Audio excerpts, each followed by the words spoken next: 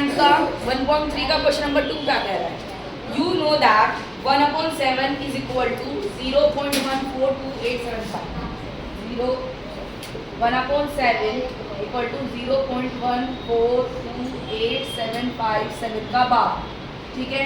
Can you predict what the decimal expression of 2/7, 3/7, 4/7, 5/7 and 6/7 are?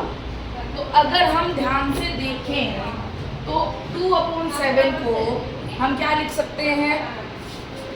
2 multiply 1/7 लिख सकते हैं ना इसको. तो 2 की वैल्यू क्या है? 2 ऐसे का ऐसे ही. और 1/7 की वैल्यू क्या है? इसने दी है क्वेश्चन में ऑलरेडी 0.142875. मल्टीप्लाई करेंगे आंसर आ जाएगा हमारा. आ जाएगा. 3/7 को क्या लिख सकते हैं हम? 3 मल्टीप्लाई 1/7.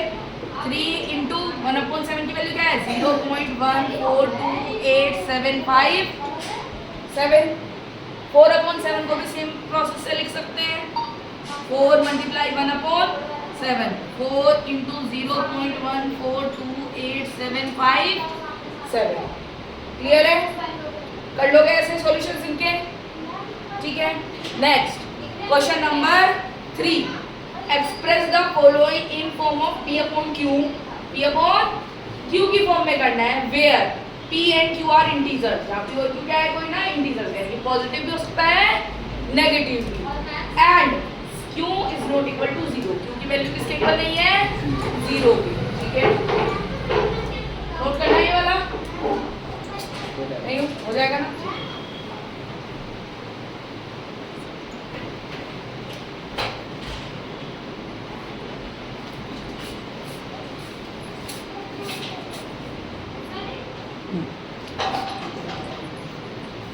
अब देखो क्वेश्चन नंबर 6 क्या कह रहा है कि हमें शो करना है P अपॉन Q की फॉर्म में. किसमें करना है? P अपॉन Q की फॉर्म में, जहां हमारी वैल्यू क्या दी है फर्स्ट में? 0.6 बार. ठीक है. अब देखो समझो ध्यान से. ठीक है. हम इस नंबर को लिखते हैं let x is equal to 0.6 bar. ठीक है.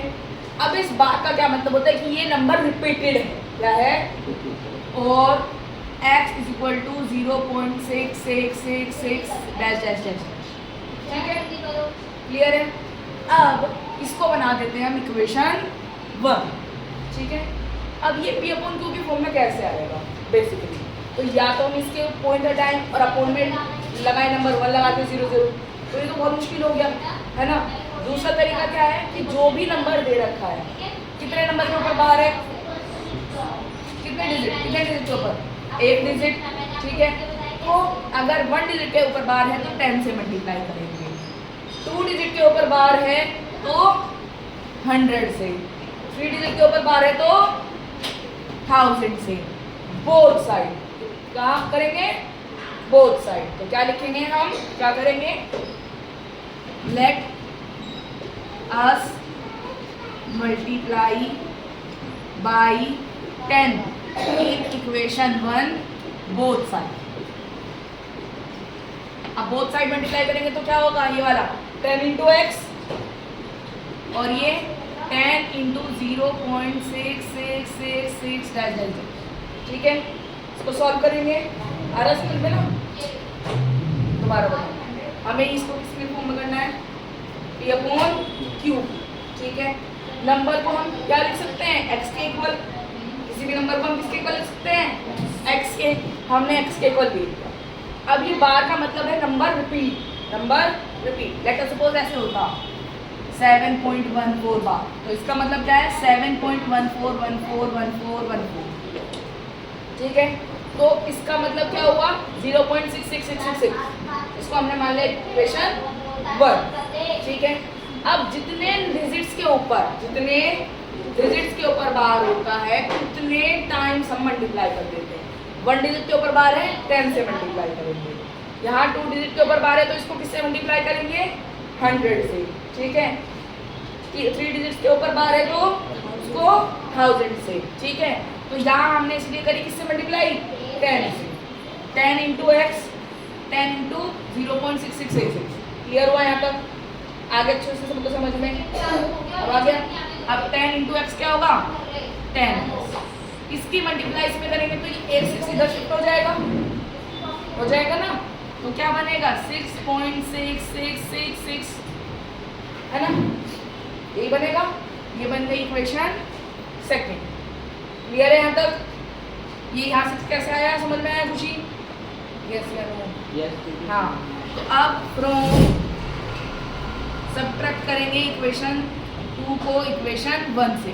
लिख सकते हैं हम सब्ट्रैक्ट इक्वेशन 2 फ्रॉम इक्वेशन 1। ठीक है, लिखो 10x इज इक्वल टू 6.6666, कितना भी इनफाइनाइट हो जाएगा। x इज इक्वल टू कितना है 0.6666, 0.6666 माइनस करो, ये सारा कट गया, कितना बचा यहाँ सिर्फ 6, यहाँ कितना बचा 9x इज इक्वल टू, तो 9x इज इक्वल टू 6, तो क्या लिख सकते हैं हम इसको 9x is equal to 6, x is equal to 6 upon 9। Cut हो जाएगा ये, तो किससे कट होगा ये 3 से, 3 2 जा 3 3 जा, x is equal to 2 upon 3। किस में लिखना था हमें, p अपॉन q की फॉर्म में, p अपॉन q की फॉर्म में, q p अपॉन q है, q की वैल्यू 0 के इक्वल नहीं है, तो ये क्या हो गया रेशनल की फॉर्म में हो गया, ये याद कर लीजिए। ठीक है, नोट करो, सेकंड पार्ट बता दो।